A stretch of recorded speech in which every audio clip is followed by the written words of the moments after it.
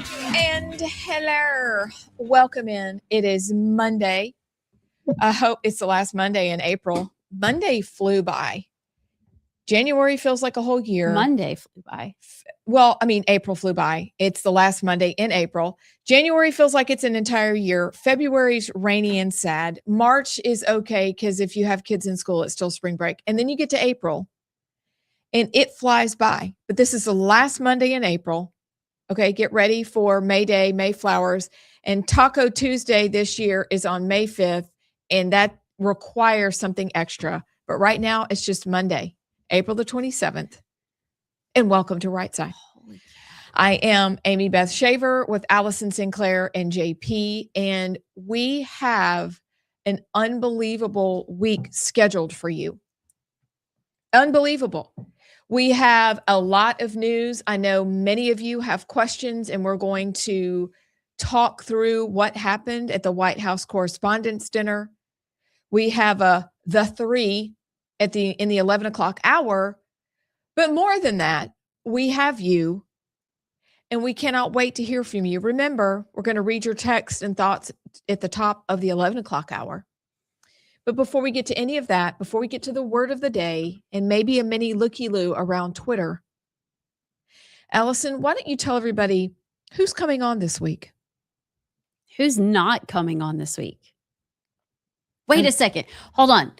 Quick team meeting. Yes. What? Shh. There's no microphones. No. Are we going to say what's happening Friday? Well, we're just going to maybe say what's happening Friday because this is a big deal. I mean, I'm legitimately asking. Or do we want to wait until we do a coordinated? Sorry, let me lower my voice. Wait to do a coordinated rollout. Well, maybe we'll see when the press release comes. Yeah, when the press release comes out. But guys, there's going to be a press release about who's coming on Friday, and you're not going to see this one coming. And we're delighted to have this person, but we can tell on Wednesday and Thursday. And then we've got a following week guest. It's crazy. So Wednesday, we have Catherine Engelbrecht. You'll remember her from the movie 2000 Mules, True the Vote. She is a friend. She is a warrior. She is a patriot. She's also very controversial. You love her or hate her. We happen to love her. She is a super cool person. We're really excited to have her on. And then Thursday, Leland Whaley from Leland Live is going to be in studio from 11 to 12. This is so exciting. Huge. He's my buddy. He's a friend. Abs used to do a show with him on Fridays. Did you do every Friday? Every Friday. And when he made a move, I was unable to do so because I had little kids at home. But I really enjoyed my time with Leland. And when I ran for office, people are like, hey, you were on with that Leland Whaley guy. Yes. Yes, I was. Leland Live on your radio. And y'all live near him. Y'all are neighbors. Yeah, we're neighbors. We're friends. I cannot wait to have him in studio. And then Friday, we have a new personality joining the right side. Like permanently. She will be doing Friday segments with us. Mm-hmm. And you will love her. But that's the press release that's going out. It's going to be huge. Y'all are going to bigly maybe pass out. Mm-hmm. It's going to be awesome. She fits right in. So it's a big week. We're excited. We're booking out guests for next week as well. So just gird your loins, everybody. Yeah. Okay, maybe we shouldn't preview the next one. Well, no, I'm just saying gird your loins. Okay. Because the following week is equally delightful. I don't even know the following week. So listen, I'm just not your groins, your loins. Your loins. Gird your loins. It's going to be a banger. So we're growing, moving and shaking. And we're excited to have you guys along for the ride. And there you are. So that's that. We good? We're excited. Ready? Press break. Go team. Yes, go team. Okay. Super excited. Now, we're getting into our day. And what we've just described to you actually fits in beautifully with dictionary.com's word of the day. because the kind of week we're having is this word. Now, you haven't jumped ahead. This is actually today's word. This is actually today's word, Okay. and it aptly, aptly, aptly word. describes the week we're about to have and the guests that we're having on. Are you ready for this? Okay. Well, actually not at all. It's completely opposite than what I said. I just Which get is your it? attention. It's not. All right. Here's the word of the day. Okay. It better be as good as futz. It's really good, and you're going to want to use it. It doesn't describe our guest. Our guests are in a category of their own. This is a word that describes the government and losers. Hold on. Say the definition first and see if we can guess the word. Okay. Merriam-Webster word of the day defined as expensive, wasteful project often funded by public money. Oh, It's unnecessary, usually financed by public funds. Critics say, for example, the dam is a complete blank, pork. I think I know it. over budget, behind schedule, and unnecessary. JP, what's the word? Is it a boondoggle? Yes, it's the word. Did you cheat? No, I swear. You cheated. I did not. I thought a boondoggle was when you go on an adventure that is pointless. Well, Like I'm going on a boondoggle. actually, Like you got me going in circles. Like I'm boondoggling to Epstein Island. used in politics or business to describe frivolous spending, Okay. often projects that seem grand but offer Boondoggle. little value. The word of the day, boys and girls, is boondoggle. How did you know that, JP? You know, actually, Phil taught me that word. Did he really? Yeah, I can't remember what we were talking about. And he would have his triple dippers, and the name of one dipper was something boondoggles. And he had to explain to me what a boondoggle was. So that's the only way I know Our that. guests this week That are public not school kid go. boondoggles. Okay. Our guests this week are incredible. But you know what's a boondoggle? Basically, our entire government. Okay. Basically. Y'all got to figure out how to work this word into sentences today. Life feels like a boondoggle some days. Like we're all being punked. Is Yeah. it kind of the same thing? Yeah. Yeah. Wouldn't you say? Could you say you Gaslight. use it that way? Like Yeah, being punked or just incompetence, like you're just bad at your job. Yeah. Like wasteful. Let's see. What is wasteful spending? can it be wasteful spending your time? Because I have a friend Yes. It who can will be. text me and be like, her mom, she'll text me and be like, I'm going on a boondoggle with Nyla again. That's her mom's name. Like That's funny. grandmother name. And it's always like Nyla has this it's like a treasure hunt, and they end up just going in circles all day. She's a thrifter. Oh my And word. so it's kind of like a boondoggle. Like, okay, I'm going to Let waste me my whole day see. on a boondoggle. Let But me I guess see. it applies. Oh, that we've already done that. We've done that. I'm trying to see if there's any other way. The government of the United States is one giant boondoggle. Yeah, And we're that's- all along for the ride. More words of the day: onerous, juxtapose. Those are other words. like that we'll talk boondoggle. about. I like boondoggle.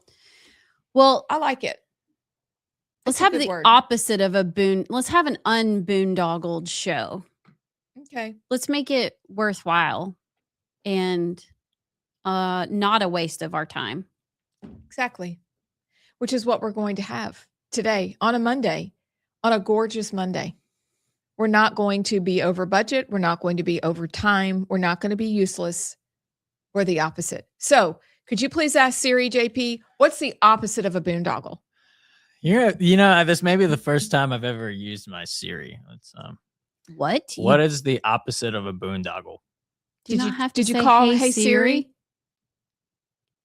I don't even have my Siri sound on. Oh my word. Hold on. Hey Siri, what's the opposite of a boondoggle? You guys, I have this one Why here. did it shut down? Hey Siri, what's the opposite of a boondoggle? Here's an answer from Word. Hippo.com. Antonyms for bungle. Dang it. Let me look it up. Hold on. Oh gosh. Hey Siri, Oh, it does say what is the opposite of the word boondoggle? My Siri loves me. She'll answer. Folly, an alternative to boondoggle. She doesn't love me. No, that's an antonym. That is an antonym. Anywho, Fun with words, guys. Let me just say the deep state loves these two because they do tap to pay on everything. They don't have their physical cards. They use Siri for everything so that their voice recognition is being picked up by the government. Let me guess. Do you have a Alexa in your house too? Do you? No, that's too far. I threw that one in the trash can. No, Alexa. Listen, JP, here's the deal. And just remember this conversation when you're a father. Like when your kids can take your card and not give it back because maybe they're in a different city, or you never have any money. And so what are you going to do but just load your car up and just like that and pay for everything? Maybe because you have a husband who may or may not leave his wallet in the car. And so I got to be ready at all times. She's awfully defensive about this. Just like that, JP. I have the tap set up and I'll use it if, God forbid, I forgot my wallet. But I don't even like doing the tap with my card. I will insert my card, do my PIN because I have to have that physical. There's part of me when I just do the beep, I'm like, something's not right about that. Something's not right. You're such a hypocrite though, because who walked straight up to the facial recognition little camera at the airport and said, cheese? I mean, I didn't want to be a nuisance. JP. You need to put down and be the resistance when you can. Because what Allison does is, I need you to move over here. Ma'am, I need you to move over here. I was at the Dallas airport. You weren't with us. You were in the fancy people line. I got in trouble. Listen, I wasn't in the fancy people line. I was in the my family doesn't wait well line. And so we go through TSA. It's funny because you ended up in the line longer than we did. I also had to wait on you people because your bag got flagged again. That's true. Twice. So, I volunteer myself as tribute often, and maybe I am defensive about tapping for everything, but I do have reasons and methods to my madness. I recognize that they already have all the information about me they've ever wanted. And so I'm just like, whatever. But, if you want to get me, get me. I'm already going to camp. She's my roommate because they're going to separate us and our husbands are going to be in separate parts of the camp. Jared's going to be like, I didn't even ask to go to camp. Chris is going to be like, it's okay, Jared, I got you. And JP is going to be over there with him having fun. We've already made peace with this part of our lives. And so I say, whatever. But that's the way the world is. No Alexis for us. That's a step too far. But if you want me to tap, I'm your lady. You want me to pay? Not tap dance either. Oh, I know how to tap dance. Don't ask me twice. Oh, I was a tapper. I don't think Abs heard that story. I think that was in the middle of one of the lines. I think we were walking. I was a tapper. Oh, we were walking. What do you mean? What? Tapping? It was a song and dance? No, yes, it was. This is so embarrassing. It was somewhere along the way when Jared had told me for the 900th time that he felt so sorry for JP that he had to go on this trip with us. And it must have been painful and how embarrassing we were. I said, talk about embarrassing. Well, one time Jennings and I we rented out. There's a place in downtown Birmingham. Why are you laughing? Because it's already funny. Called the Cinderella Story. A Cinderella Story. It's a like a one-room golf simulator. It's actually pretty cool. It's at Avondale Brewery. Yes. And you can rent out the whole thing. And it's like you have your own TVs. And you can play your own music. It's way better than Topgolf. Okay. But I mean, you can only get like 8 people in there. And I got invited along to go with the young, cool kids. And so we're there. Because you had the money.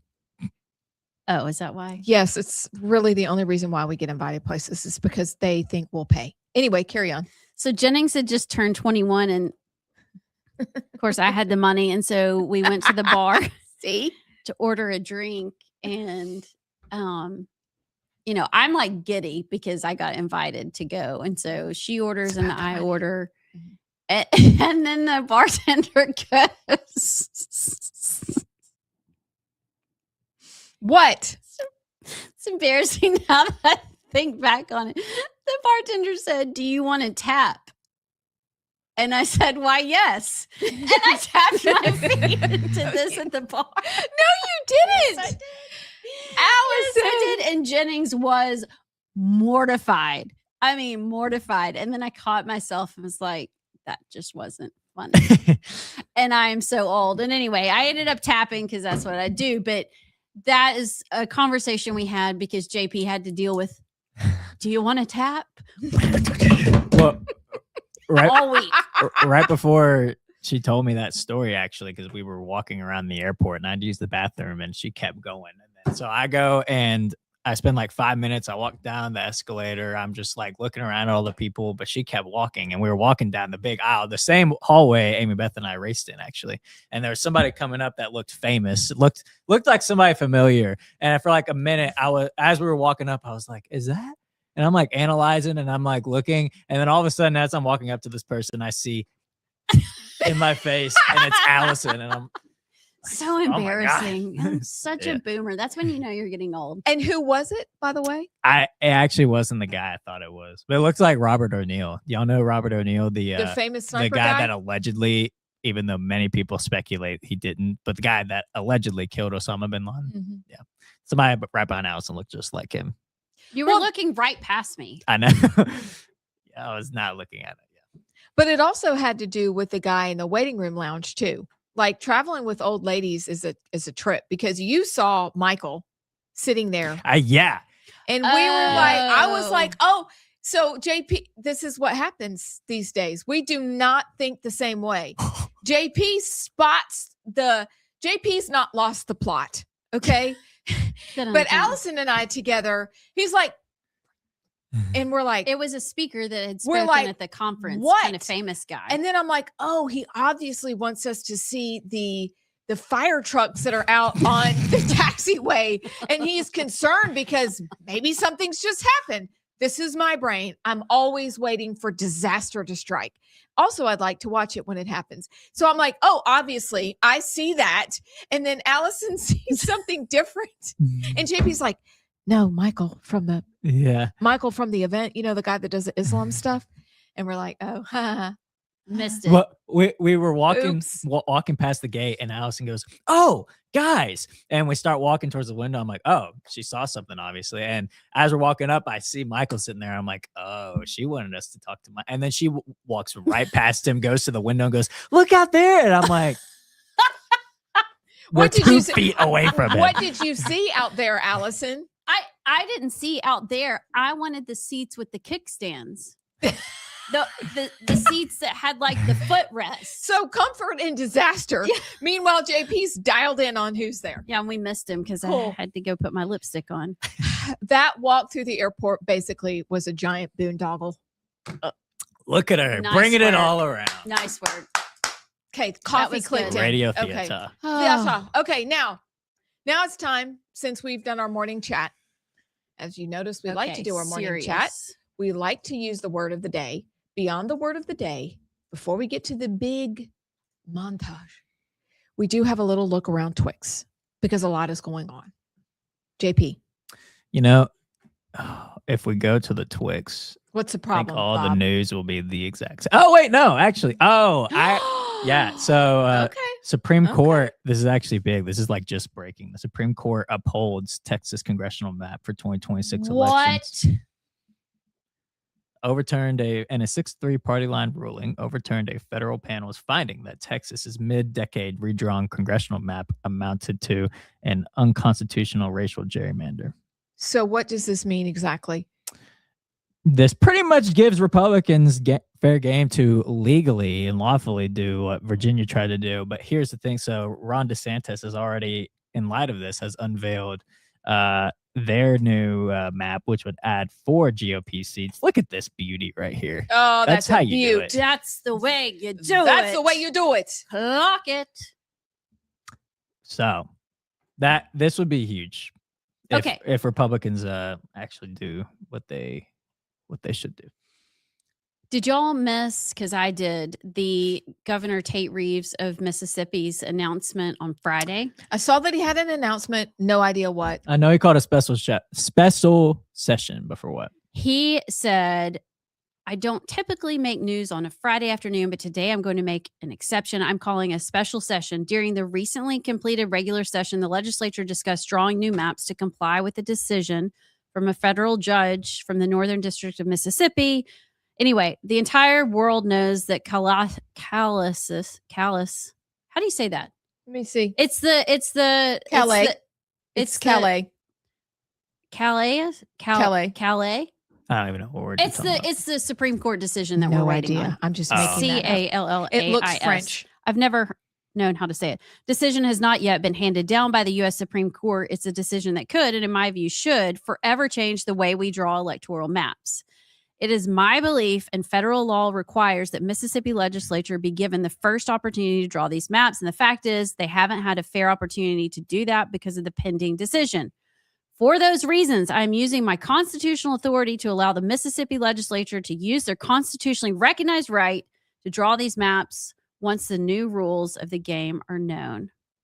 So, anyway, point being, Alabama, do the same thing. Go ahead, put it down. Like, take the bull by the horns. Take your power that you are given in this Republican red supermajority and have the gumballs to get it done. Mississippi's beating us again. Remind us, Or is that backwards? why we sent you there. Because you made a lot of promises on your push cards and you've done good work and we saw that. But this is really where we need you to not always lag freaking Florida and Mississippi. Please, we beg you. We like you. We appreciate you. But quit waiting to do things. Stop it. Do that. Do it. Do it. Do it. He goes on to say Americans are created equal and that when the government classifies its citizens on the basis of race, even as a perceived remedy to right or wrong, it engages in the offensive and demeaning assumption that Americans of a particular race, because of their race, think alike and share the same interests and preferences, a concept that is odious to free people whose institutions are founded upon the doctrine of equality. That's what we want. Somebody in Alabama be a hero. Please. Be a hero. Here's the thing, too. We normally beat Mississippi, though. We haven't in years. Mm-mm. They're killing us in education too. They started No with income phonics tax. and they rocketed to the top. People had to come see what they were doing. But, you know, they were the ones that led the way. And then Alabama and then Mississippi and then Louisiana. Please, we beg you, here. We're so tired of following Florida. We love Ron DeSantis. We're waiting for our own Ron DeSantis, which we're about to have. But y'all can go ahead and be those people right now. Like, take credit for it. Get Meemaw to make a statement. Speaker of the House Ledbetter, Senate Pro Tem Gudger, Will Ainsworth, somebody go ahead and get credit for it while you're there now. This is on and Chris Pringle, who has been on top of the reapportionment maps in Alabama and all that, came out and said that the chances of this happening in Alabama are slim to none. I mean, why? I'm going to hold out hope. Well, No, you're going to hold out hope. And you know what? We're going to use our opportunity that God's given us to continue to bring this to the front and continue to ask, why wouldn't you do this? What is a good reason why? Are you telling me that in this day and age, you still need to use race as a segregator? Really? That you don't want to treat all people the same, exactly the same as the Bible does? Are you telling me that half of me still need your help? That you haven't set up a society where everybody has an equal opportunity? Come on, guys. Come on. Do it. Do it. Do it. Do it. I don't know. I mean, in Mississippi, it would happen 21 days after the Supreme Court decision comes down. But what I love, Tate Reeves, is like you have an opportunity to get out in front of it, to be proactive, to harness that goodwill that everybody really wants to hear. So even if it's just a political move to get your name out there right before the election as somebody that does something really conservative and strong, do it. We'll be back. Enjoyed our conversation with Catherine Robertson, who is a candidate for Attorney General of the state of Alabama. Catherine began her public service in Washington as clerk and counsel to Senator Jeff Sessions on the U.S. Senate Judiciary Committee. She served as the vice president of the Alabama Policy Institute under Gary Palmer and has been the chief counsel in the Attorney General's office under Steve Marshall for the past 10 years.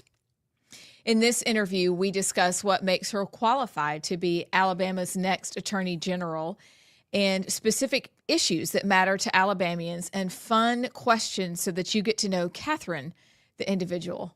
We hope you enjoy our following conversation with her and get to know Catherine Robertson. Welcome. We are here with Catherine Robertson, who is running for Attorney General of Alabama. Thank you for joining us today. Really fun to be with y'all. Thanks for letting me wear a hat. I love your hat. Yeah. I'm upset I don't have my hat on. You're left out. I'm totally left out today. Hers is pretty cool, though. I can't read it because my eyes are going bad, but it's Marshall County Sheriff's Office. Sheriff Phil Sims gave me this hat. He's a good dude. I love to wear it. I am guessing he endorsed you. Yes. Nice, nice. Mm-hmm. Mine's Rightside Media. You can have one too. Yeah. Love it. Blue or black? Take your pick. Oh, yeah. Looks good. So why don't we're going to get right to it. First question, pretty basic. What qualifies you to be Alabama's next Attorney General? Well, I came into the office with Steve Marshall. I beat him by about a month, but we learned the job together. We learned the job over the course of the last 10 years, but really those first 2 or 3 years, getting your arms wrapped around the office. And in my mind, if you have an opportunity to elect someone that's had that kind of training and that kind of experience over a decade with everything we've seen and everything we've experienced, seems like a pretty good choice. So that's why I'm running. I just hated to see 20 years of experience of that office of executive leadership walk out the door at the same time, because I think continuity there is going to serve well all of our newly elected constitutional officers. Right now in Alabama, what do you see as the biggest weaknesses in the criminal justice system? Well, we've corrected a lot of them. I'll say that. I mean, when we got there in 2016, our legislature was in a posture of really being concerned more about prison overcrowding than kind of the back end outcomes of leniency. And so we made a variety of policy changes, working with our legislature. And so the criminal justice system right now is a lot tougher than it was. I think the weaknesses right now come down to really 2 things. One, I'm not sure our DA's offices have the resources they need to move cases quickly. And 2, there are just parts of our state where the elected judges just don't serve the people as well as they should. And so the slowdowns, I would say, are the biggest weaknesses. Now, last year I drafted a law that passed called the Speedy Trial Act, and we can get into that, but that is a tool that's going to be used and has been used to speed up violent crime cases. But it's just the slowdowns. We wait too long for cases to be tried, for justice to be served, and a lot of times those offenders are out on bond committing other crimes in the meantime. It's a real problem. Are there activist judges? Do you see that frequently? Judges in Alabama pushing their own agenda, or do you just think this is purely a manpower kind of office flow? I think there are places in our state where the elected judges are Democrats and have a different philosophy, probably a more lenient philosophy. And you can get into a really deep debate about whether we should have elected judges or not. I think ultimately I think elected judges is a good thing, but once they're there and they're really lenient and people get mad, it's really difficult to recruit candidates to those races, and it's really hard for them to beat incumbents, and so you get a little stuck. But I don't know that it's activism as much as just a mindset of, I'm here to show grace or be lenient, and where you fall on that spectrum probably has a lot to do with your personal philosophy and ideology. So, to the hat you're wearing and the illegal immigrants that are being gathered up in Marshall County, it's a place Alabamians probably know a lot about. That may be one of the first places people go, oh, that's in Marshall County. Yeah. What are the legal tools that Alabama has to respond to the consequences of illegal immigration? Yeah. States have been hamstrung in large part to do immigration enforcement themselves. Alabama tried to pass a law to empower the state and empower law enforcement several years ago, and most of that got struck down. So the best tool we have now is partnerships.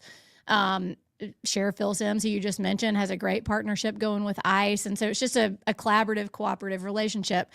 I think the unique role that the AG's office plays is the national litigation that we take part in. I mean, of course, we're going to be facilitating law enforcement relationships. We even have a federal law enforcement liaison to make sure we're all staying on the same page. But, the president has had a very difficult time getting his immigration plans and executive orders and all that into action because the blue. If y'all think that was us being fired up, you're right. And if you think that was us getting ready for a great week ahead, you're also right. This is going to be a great week. And we are so excited to travel through the week with each and every one of you. Don't forget to text us your thoughts and ideas. We'll take a look at those at the top of the 11 o'clock hour. Yes, ma'am. What is the text line number? And can you comment on social media and will we see it? Oh, yeah. Abs? JP, I'm going to turf that to our Mr. Producer man. Oh, yes. Okay. So hold on. Let's see if we can remember the text line, Allison. 833 687 4448. Oh, you did it. I did it. You did it. I have a brain. You did it. Or 833 right. almost. The right side. Yeah, No. no. There's a couple more numbers for Hold right. on. You gotta have 833. 7. I don't know. El Trioto.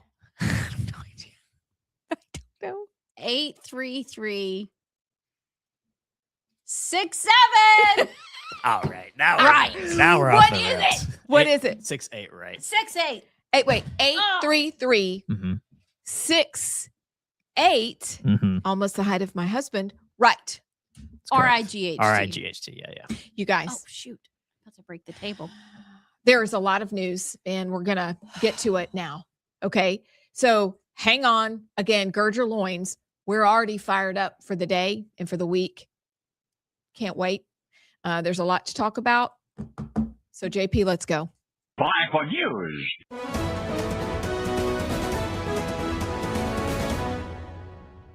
The Secret Service has a person in custody after shots were fired at the correspondents' dinner. We are now just learning details. It is all brand new. Shots fired. It was outside of the room, but out of an abundance of caution, obviously, because you don't know if it's a single person or if there may be others attached to whatever happened, that they got everybody out of here. The so-called manifesto is a stunning thing to read, Mr. President.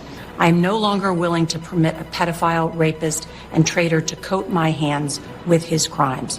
What's your reaction to that? Well, I was waiting for you to read that because I knew you would, because you're horrible people, horrible people. John, your phone rang early this morning? Yeah, my phone rang shortly after 7 a.m. My landline, George, actually a number that few people call, and it was President Trump calling. He said at first he was calling to see if I was okay with what happened last night. Are you okay? And then he reiterated many of the things he said in his press conference last night, emphasizing the unity that he felt in that moment, that he felt at the dinner before the shooting and certainly after with the people who reached out to him. To respond directly to the allegations in the Atlantic article, can you say definitively that you have not been intoxicated or absent during your tenure as FBI director? I can say unequivocally that I never listened to the fake news mafia. We have secure lines, and if they want, we can talk. But we're not sending people to travel 18 hours to meet. We're going to do it by telephone. So if they want, they can call us. But again, they know what has to be in the agreement. Very simple. They cannot have a nuclear weapon. Otherwise, there's no reason to meet. That's good stuff. Thank you, JP. That's good stuff. All right. So we're going to start with the thing everybody has been talking about. And that is what happened at the White House Correspondents' Dinner. And I am glad that things turned out the way that they did. But what I really wondered was each of y'all's thoughts on what happened. It was surreal for me to watch what happened because I'm like, how are we here again? Then to watch as videos started coming out, to watch the different reactions was surreal as well. I mean, it was bizarre. You watch Caroline Leavitt and Melania, who instantly knew what was going on. You could watch their whole countenance change. It's such a mom thing too. It's like why we can't sleep at night, because we hear every noise. We're always on alert. Donald Trump, totally unfazed, kind of like, what's going on? Still sitting there, whisking away the vice president, his wife. Then you've got people ducking under the tables. And then some people are just sitting there like what's his name? Last name Glantz. Charles Glantz. He was the older guy that calmly sat there and finished his burrata salad as Secret Service are running around. His statement this morning was, it was a new tux and there was no way I was getting on the floor and I didn't want to miss what was happening. And that Dana White said the same thing. He was like, it was entertaining to watch. So I felt really conflicted because some of the people and their reactions were so unnatural, and it led me to believe like nobody really knew what was happening in that moment. Then you get to the security issues. Apparently there was no security. I think we had the top, I think if I read correctly, the designated survivor for last night was like the Secretary of Agriculture, because like the top 8 or 9. Doug Burgum? What? No. He's energy. Oh, Brooke Rollins? Yes. Rollins. Brooke Rollins. If there had been a my. bomb, an explosion, which could have easily gotten through, she would have been our president. Bizarre to have all those people in one room where they weren't even checking names. You went through checkpoints, they just like some little ticket. Then he's dead, he's not, he's naked or shirtless on the floor. The whole thing was just kind of weird.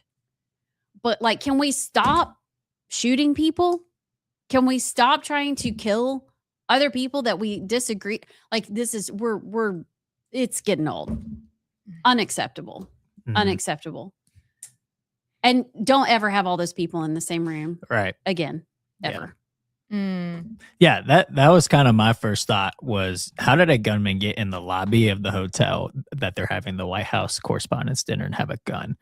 Because apparently he checked in the day before and just booked a room, had weapons and such, and he actually was like mocking the Secret Service in his manifesto about how lax they were. I will say this though, the one funny part of the 60 Minutes interview, or Nora O'Donnell asked Trump about that, about, the Secret Service being so lax and security being, how it was, and said that the gunman was calling Secret Service incompetent. He was like, well, one may say that he was incompetent because he got caught. It's like, it made me belly laugh because that's funny, but also not funny because it's like, how did that, you have every member of the cabinet in one place at the same time, and then your security so lax that he can book a room with a hotel and just wait it out and do that. That is scary. But also the main point from all this that Trump has been saying is that we need a ballroom for this reason, which I would say probably so. But also, like, I get it. Trump wants to be there. Everything's a big, event. The whole cabinet's there. It's going to be fun. It's going to be at the hotel. But it's like, this is his third assassination attempt. I feel like we need to have a little bit of a wake-up call in terms of security around him. Because clearly what happened last night cannot happen again. Like, imagine if he had shot the Secret Service guy and then gotten through and just had open season on everybody, the whole cabinet. That's horrifying. Yeah. And then there's the other aspect of political violence from the left, which I'm sure we'll get to. But that was the first thread to pull on, I think, of how was that allowed to happen? Yeah. How was that allowed to happen? And it was actually allowed to happen because the rhetoric on the left is nothing but destructive and violent. And they are not moral. I'm sorry, but if you are that progressive, number one, then laws mean nothing to you. Morality means nothing to you, because if you're a communist at heart, the ends justify the means. So if you've got to kill some people to get your point across, great. You know that because on X for the rest of the weekend, what you saw were people saying, oh, they missed. Or Jimmy Kimmel saying that Melania has the glow of a new widow. The rhetoric is demonic. They created what happened. It happened, yes, because of lax security, but back up and before that, because their belief system allows them to do things like this. And so it was we gave them that opportunity because we were not secure. So I think this morning I saw that on Just the News, that's John Solomon's news outlet, that the DOJ is asking the Trump ballroom people who are upset that the ballroom was going to impede their walking path to drop that lawsuit so that they could build the ballroom. The ballroom makes a lot of sense right now. So beyond the rhetoric, beyond that, I think you really do have to know that if there is, like Larry Taunton said today, if there is no God in their worldview, then they can do whatever they want. And this is just one more example. And the violent rhetoric won't stop until we begin to enforce other things that other people are doing, like the fraud, like the waste, like the abuse. So they turned this guy in. His family apparently turned him in and said, I think Cole is going to do this. Okay, but we don't enforce anything anymore. And so these wild liberal progressives are free to do stuff like this, and they won't stop. We have not given them a reason to stop. We just haven't. In his manifesto, did you read through all of this? Yes. Okay. He doesn't talk like a crazy person. Like, I think that's the scariest part, is that this is actually, he apologizes to everyone, says, he's actually very thoughtful and methodical in his manifesto. But he goes through and says he has rules of engagement for himself. He's former military. He's a teacher. I think he was like teacher of the month somewhere. I mean, yeah, he won teacher of the year. Teacher of the year. Crazy stuff. He said administration officials, not including Mr. Patel. So why is Cash left out of it? They are targets prioritized from highest ranking to lowest. Secret Service, they are targets only if necessary and only to be incapacitated non-lethally if possible. I hope they're wearing body armor. Hotel security, not targets if at all possible. Capitol Police, same as hotel. And he goes on down. Guests, not targets at all. If he had made it through, and that's the thing. There were checkpoints along the way. And apparently you had to go down lots of escalators and down to the ballroom. There were checkpoints in terms of there were tables with people set up that made you show like a paper ticket. No ID check, no nothing. You didn't get to the mags until you were outside of the ballroom at the bottom of the escalator. Down below, you've already gone through right outside the door of the ballroom. So he made it all the way through. If he had busted through, apparently the center aisle was wide open. Everybody's on stage. Trump, the vice president, elevated together. He would have so easily been able to take those two out and then just systematically go down through. He gives objections that people would hear. Objection number one, as a Christian, you should turn the other cheek. Objection number two, this is not a convenient time for you to do this. This is what he's saying people are going to say. And he goes through and he gives his rebuttal. I mean, it is crazy. Now, he signs it sincerely, Cole, cold force, friendly federal assassin, Allen. Now, that's kind of crazy talk. It is crazy but talk. It's not gibberish. And it also brings to mind this question. He was a teacher. Yeah. He was a Kamala voter. He is posting rabid things on Blue Sky, whatever it is. I don't even know. Blue Sky. I mean, it on and on about who he is. But isn't it wild that probably very few people are surprised that it was a teacher who did this? Did you see the other teachers online this weekend? There were several doing insane things. Used to, we had precious teachers that you trusted with your life. Now you have teachers willing to go behind parents' backs. But I noted several teachers. One was in Cincinnati. One was somewhere else up north that regretted that Trump wasn't killed. It is unbelievable that this is what's filling our classrooms. These are the people filling your children's minds with hate. And then on the other side, this is what comes out of those classrooms that are not focused on reading, writing, and arithmetic anymore. They're focused on crap like this, and this is the result. This is the result. That's the other part of this that I thought that made me sick over the weekend. How many teachers feel like this guy? A lot. And Yeah. you know what? Here's the thing. It's okay to disagree. Like, where have we gotten though that disagreement equals justification for murder? Yeah.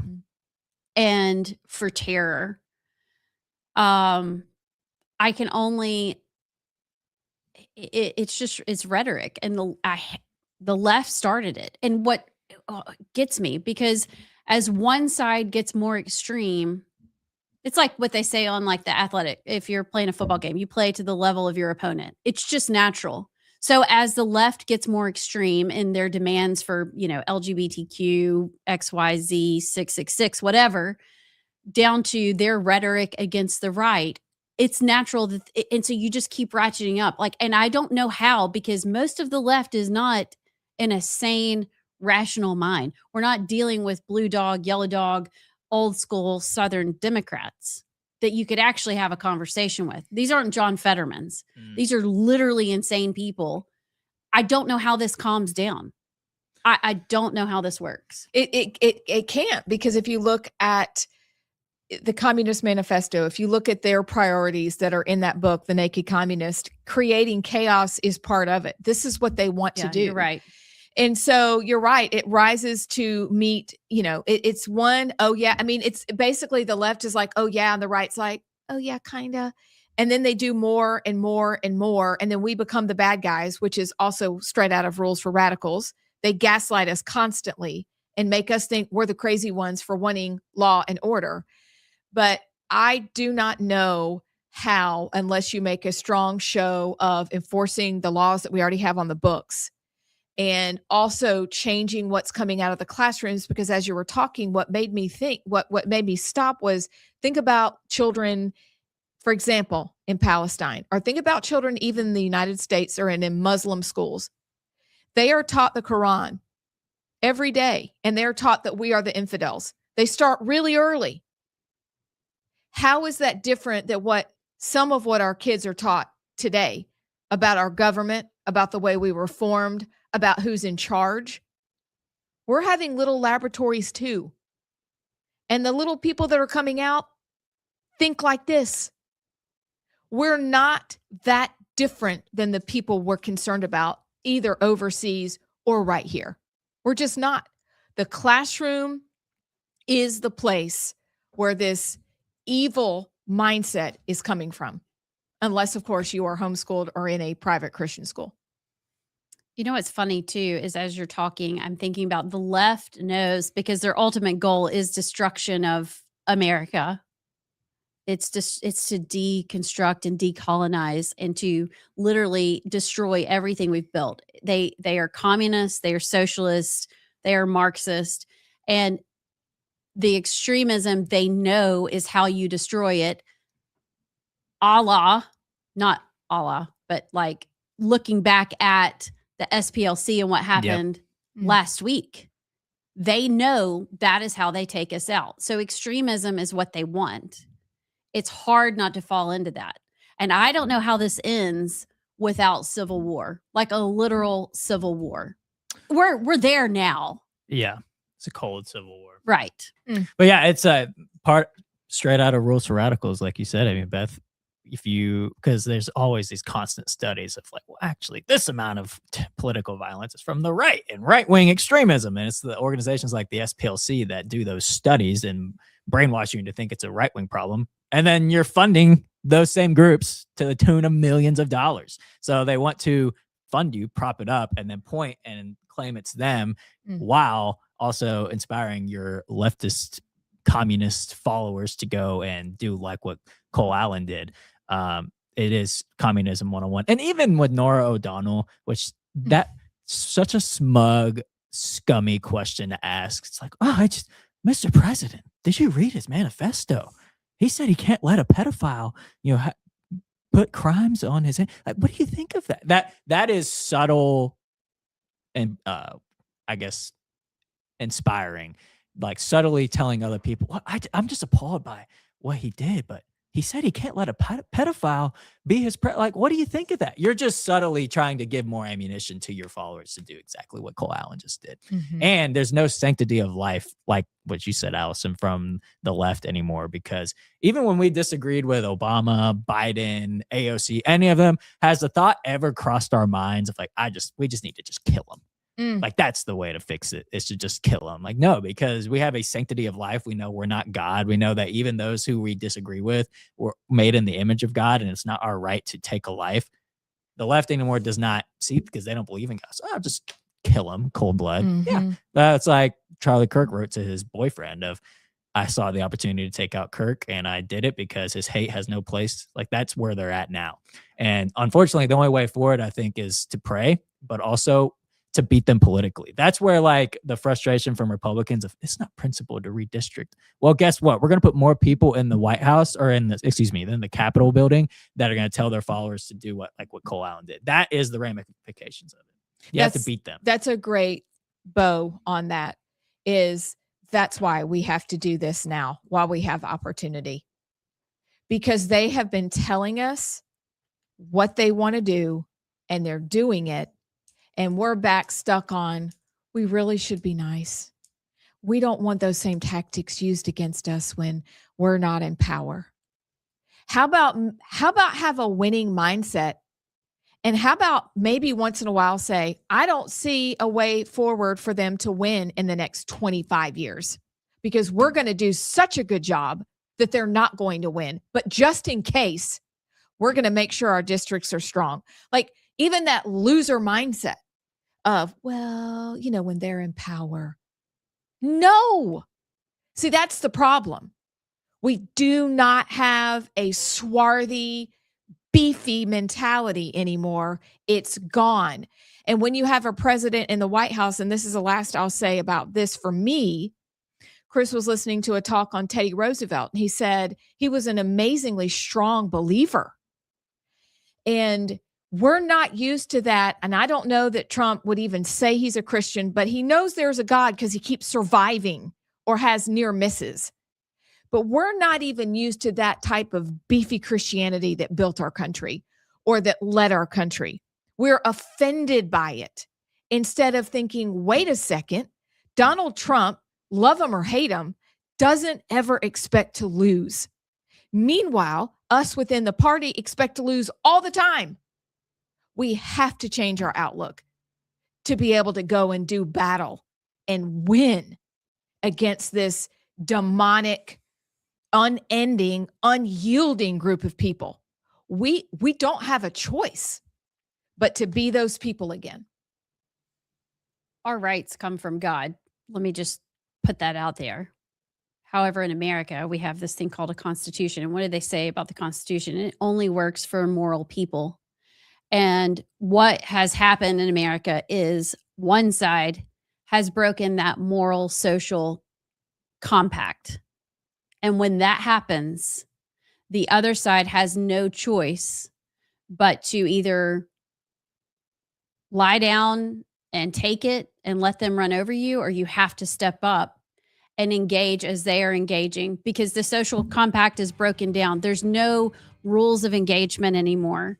So you're either going to be ruled by them and run over by them, or you're going to step up and do the right thing and try and take back what is right and how this was done and intended from the beginning. Now, can that social compact be repaired from here? That's the question. I don't know. I think I hear music, and we've got to go to a break. We'll be back. Rushing into court.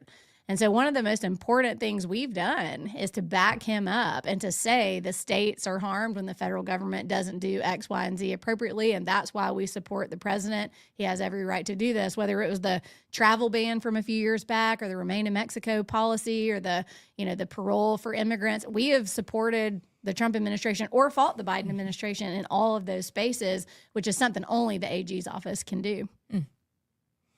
What are the non-negotiables for election integrity in Alabama, and as far as what the Attorney General can control? Yeah. We obviously support all legislation that strengthens our elections. When we are inevitably sued, we defend those laws, to the furthest extent we can, and we've been very successful. When it comes to election fraud that takes place now, our office hasn't been referred, voluminous cases of election fraud, but there are places where you start looking at the number of people who voted, the number of absentee votes, and then the population there, and you kind of start to wonder. And so we've got tools to deal with voter fraud. It is a crime in Alabama, and, we investigate anything that's forwarded to us. So talking about elections, what safeguards do you see that need to be implemented or reinforced when it comes to elections? Yeah, I think kind of the safety and security of our elections is that we do it pretty well. But I do think that Joe Lovern has a bill this session to deal with election audits and that kind of thing. I think you can always be improving. You can never be too careful. Thankfully, again, there are only a few hot spots in our state. Some of them are in the Black Belt where the numbers just don't seem right. But the non-negotiables are, we don't do ballot harvesting. That's illegal here. We have voter ID. That's a total non-negotiable. And we have clean voter rolls, which I think we've made a big effort to do. The federal government sued us under Biden when Secretary of State tried to clean up our voter rolls. We fought that. So there are limitations on, how you accomplish these things. But I think it's something you've always got to be striving to improve.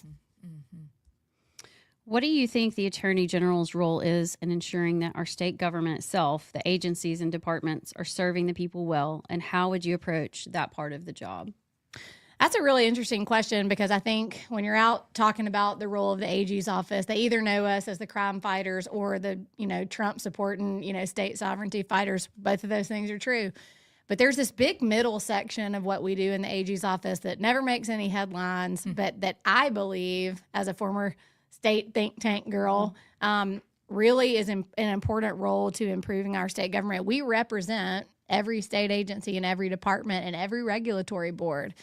And that gives you access to information where you start to see, what are we doing over here? What are the trends over here? Why are you getting sued all the time? Why are you making life hard on these people? And it is a little bit of a stick. We don't run the agencies. We don't direct the cabinet members, but the role we play in representing these departments can sometimes expose, bad things that need to be corrected or things that just aren't efficient or aren't aligned with Alabama values. And so that's a role that that I have, taken on personally.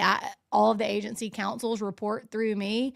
And so we try to have a really good system to make sure that we're doing our part to keep our government honest. What does that look like if the reports come to you and there's trouble? Walk us through, when would somebody come to you, and then what steps happen from there? Yeah, so any legal document that's filed in court on behalf of the state of Alabama has Steve Marshall's name on it.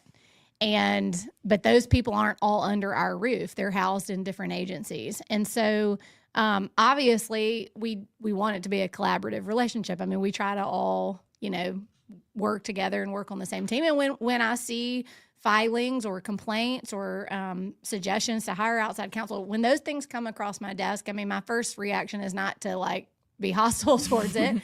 But sometimes you start seeing trends that you don't like, whether it's spending too much money, whether it's taking positions that really don't seem that conservative or aligned with Alabama values, or maybe not taking seriously enough things that the legislature has put in place. And so, starts with a phone call, but we do have tools. We can remove attorneys from cases. We can superintend cases. If an agency files something and we didn't see it, we can go in and say, don't listen to them, listen to us. And it's a really, really important tool that we have that's really little known, but I think we do a lot of good in that space. I had no idea. I know we talked about it a little bit on a previous interview, but that's fascinating. Yeah, I mean, we had an issue a couple years ago. There was a regulatory board that it was the pharmacy board, regulated pharmacists. They've since had a change in leadership, so no shade on them. But they had filed a complaint against a particular pharmacy and a particular pharmacist. And when I looked at it, I was like, that's not right. I mean, that's real life. That's your livelihood. And so we went in and dismissed the complaint against the guy. It's an unusual role for the AG's office to play. The other interesting thing is that the AG by law can't really ever have a conflict, meaning conflicts don't exist. So there have been times where we've sued a state agency, even though the agency would normally be our client, just to try to get them into compliance with what we thought the law would be. We've done that on 2 occasions. Hello and welcome back. We still have so many questions, but we're going to just pause. Why are we so fuzzy? What, JP? It's the I NSA. am a robot. Y'all fuzzy on y'all's end? We're fuzzy and We're fuzzy. like way behind. Way behind. Look at us. Oh, here. Let's we refresh. fuzzy? Let's refresh. Refresh real quick. Okay. Thanks.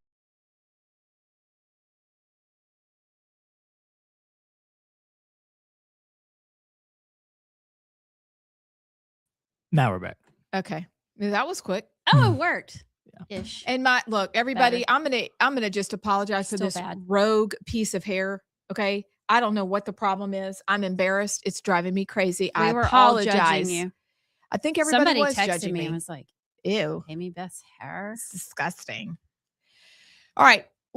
Before we talk about a couple of what we're going to do is, because we spent so much time on that, we're going to talk about a poll that happened in Jefferson County. So a state story, actually a county story. Then we will address the Axios story, and then we'll come back to the state again and perhaps dip into the Roy Moore situation. Who knows? And maybe we'll make it to the Kash Patel story. We don't know that either. And then all in time for the 3. I mean, so we've got a lot to do this hour, starting by getting to your text. What do we got? We got some comments on the live stream first. Hold on real quick. We'll pull this up. Let's see. We got Ashley on the YouTube from the first segment. She said, "Ask Grok. She's much more fun than Siri." And I then, know that, Ashley. What's up, Ashley? Then she said, "Also, I would love to see y'all integrate a Gen Z word of the day somewhere in the week. Us old people need to learn that language." Okay. Cap. We'll start with that, Ashley. No cap. She's got some riz. Yeah, she does have riz. But I actually like that idea. Okay. JP's going to have to come up with a word of the day, or a word of like a Gen Z word of the day. Can you do that, JP? I can do that. I think that's genius. And then if we run out of Gen Z words of the day, we'll just invent other words of the day. By the way, Ashley texted me and told me that that while we were gone, this is kind of weird. I don't know why you waited Is so this long. this Ashley? No, I think you've met this Ashley. This, anyway, she texted me and said, while y'all were gone, I binge watched your show and you're now my new favorite news outlet. Yeah, she's watching. She's back today. She said, I don't Ashley. know why. She just said, Hey, girl. Hey, girl. Hey. I don't know why it took you so long to actually watch us. We're way fun. Look you actually down are here. one of us. Is this my question? No. Okay, different one. All right. Hey, different Ashley than I thought. I love the name Ashley. It's my cousin's name. So anyway, I like that idea. Okay. Hey, Clock it. Is that your first word of the day? No. Okay. Well, we expect you to work it in by the end of the show. You've got 57 minutes to teach us a word. Just throw it in there sometime. All right. What else we got? George Patton on the Facebook said, "So true, Amy Beth. This administration has no," and then I think he put every ball emoji. Love it. I don't see a golf ball. Pudgy Paragon texted in. Pudgy. She said, "Can I tell you how much I love your show? Listening is like looking into what happens in my brain on the daily. Hilarious, random, and serious thoughts all at once, and the need to be focused, but getting distracted by the funny and insane things in life, yet somehow ending up being so productive. Keep up the good work, ladies and gents." Oh, can you clip that one? Because that needs to go on That's a liner. Someday when we have a pitch deck that's pretty glossy, that needs to go in it. It's good. Actually, in Ashley's too. Yes. Yeah, let's do that. The endorsements. Yeah. We need the endorsements, please. Thank you. Which we're working on, guys. We're using Pudgy Paragon. Thanks, Pudgy Paragon. Which explain, by the way, where that name came from. Well, she's a paragon of virtue. No, that's her. No, that's her. That's her what name? That's her work name. That's her office name. It's her poll Her POLLS name. entertainer. Poll It's name. her entertainer. I think that's name. her POLE name. It's the name of your first animal, first pet, and the first street you lived on. So once more for everyone in the back. I'm Prissy Maloney. I'm Duffy McCorkle. No, I'm Duffy Rycroft. That McCorkle was the first. I was home on And Duffy your Chippendale Rycroft. name is what? Mine's really bad. Tater Tot Versailles. That's my name. So if you're an OG to the right side, then you have permission to use our entertainer names when you're texting us. It's your stage name. Prissy, Duffy, Tater Tot. That could be your allegedly name too. That's good. I bet somewhere out there's a tater tot that lives in Pelham. Duffy. He lives in Alabaster.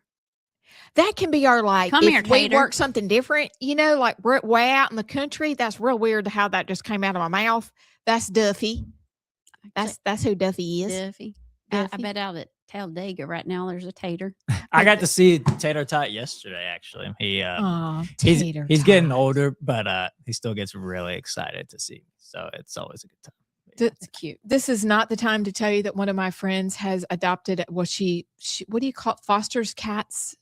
Yeah, you foster cat. She's precious and I love her. Also, she does my hair, but her cat that she's fostered, one of them is blind and has a cleft.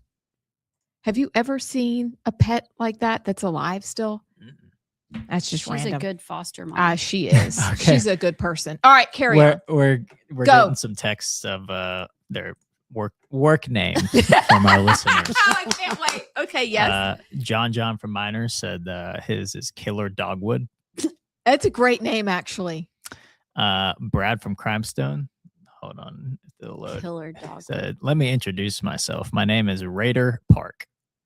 Oh, that's actually good. a cool name. That's a good name. RADARPARK. Yeah, Raider Park. that's legit. Like Jason Bourne. That's Raider a good name. Park. Raider Park. Okay. That's good. If anybody else has their stripper names. What? Excuse No! me. Work name. Your office name. We are a classy show. Yeah. You can text in 833-687-4448. Or you can comment on whatever live stream you're watching on the social medias. The socials. Well, thank you for all those. Those are fantastic. And by the way, okay, well, we'll save that. Never mind. Okay. You really? Don't forget it. It sounded good. Well, I was just going to say, talking about work names, and I know we're about to talk about the straw poll, but if you're a candidate, make sure you don't have signs in front of said workplaces. Okay. I don't think that's okay. Well, if that's you, if you're a Jamel Brown, then maybe you want one in front. But oh my gosh. if you're not, then probably should. Did y'all see the statement Jamel Brown had to put out this weekend? I did. No. About the cucumber? No. And the pickle? No. Mm-mm. No. We are a Classy show. Okay. 1, 2, 3. Red rum. Red rum. Anyway, yeah. You want to tell him? Do you? Oh wait. You the don't have Jamel to. thing? No. You don't know the sign. Oh, I won't. Don't say the candidate. No, I won't say the candidate. But I was in Huntsville the weekend before this one, and there's a strip club by my house in Huntsville. Okay, it's sort of right before you cross the. Okay, I won't say where it is, but it's sort of towards the part where it would make sense if I told you in Huntsville where it is. But anyways, I passed it going out of Huntsville, leaving my house, and there was a sign of a candidate right in front of the strip club. Uh-oh. And I almost took a picture of it, but I passed it. Well, I had to go back up to Huntsville yesterday. And as I was leaving, I had my phone ready to take a picture of it. And the sign was on the ground facing up. So maybe said candidate got a word or something that it was in front of this place. No, you think you would take the sign. I still don't know why you didn't stop and put it back up. Yeah, JP. Then take the picture. Because can you imagine somebody taking a picture of JP in front of the strip club, putting a candidate sign, like looking around? That would. I've already blocked out who you said it was, but I'll tell you off air. Yeah. It's also the last you're going to person. tell. I think I know. It's the last person that you would think. Yes. Yeah. Yeah. Also, you got to tell me where you were since Chris Shaver is from the Ville. It's been described that the end of the world is past this road in Huntsville. Oh, I know right what you're talking about. And I live like right on the edge of where Huntsville's still considered part of the normal world, but you cross that road right before you cross the Tennessee I know River. what you're talking about. That like half miles of the stretch. All right. Yep. Near a random new gas station. Okay. I got you. Okay. So, thank you for the text. Keep them coming.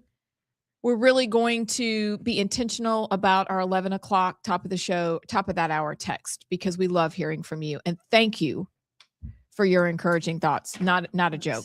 Thank you very, very much. And hey, feel free to like, share, subscribe. Isn't that what kids are saying these days? Like, share, subscribe, hit that follow button, smash that like button. There we right go. there. All right. Now we're going to talk about a straw poll. And these things happen. They happen in Iowa. They happen all across the country, but this just happened to be in Jefferson County. Yes, ma'am. What is a straw poll? That is what I was it. gonna ask. So, Hay bales? Allison, I'm so glad that you asked what a straw poll was. It is a little poll that you take with straws. Why don't you describe what a straw poll is? I really don't know what the origination of literally take them with straws, and whoever has the most straws, like you draw straws, and whoever has the most straws, you throw your straw in or you hold it up. I don't know. It's just a straw poll. They count with the straw poll. Not the kind of poll in Huntsville. No, not that poll. Well, not that poll. I was right. The phrase goes back to the idea of tossing straw into the air to see which way the wind blows. In other words, you're not measuring precisely, you're just getting a rough sense of direction. It started in the 1800s, 1832 United States presidential election.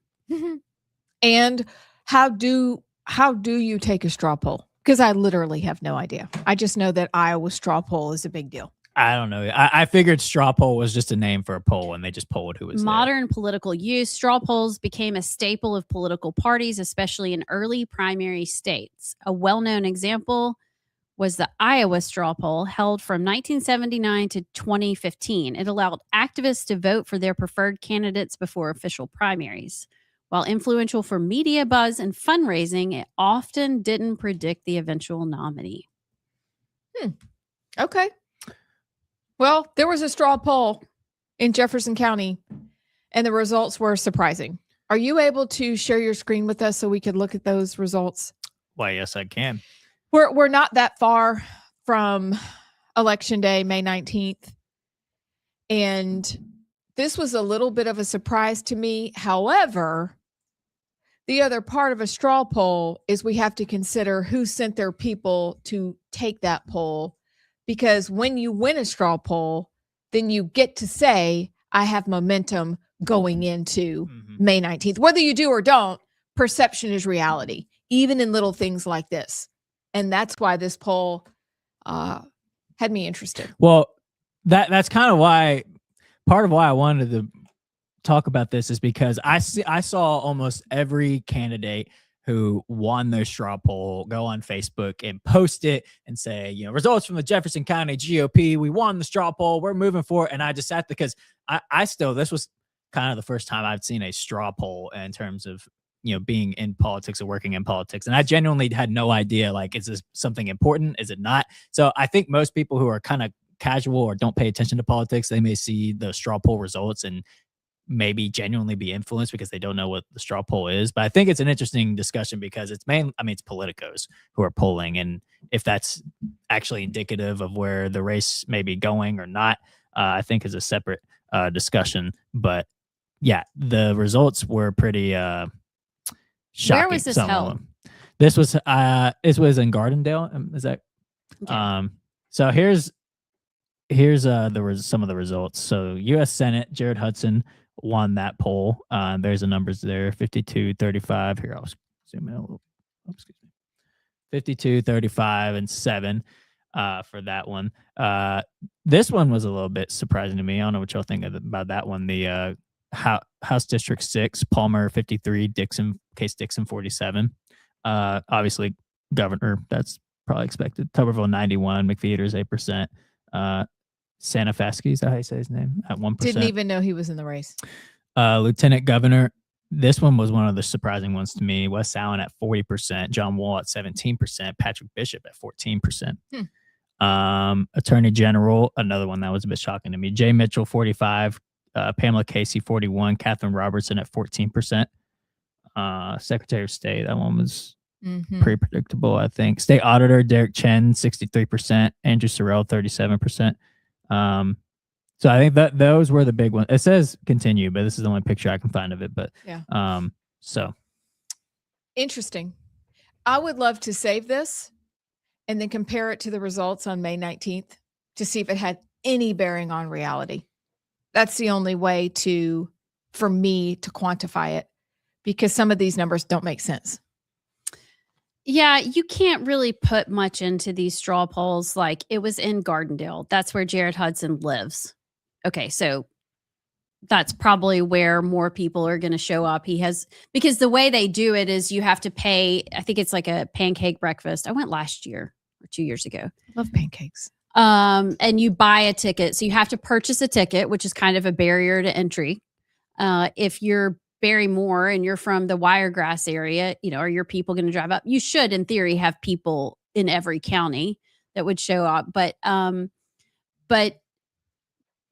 so I'm kind of not surprised about that. You look at the Attorney General race, Jay Mitchell, followed by Pamela Casey, followed by Catherine Robertson.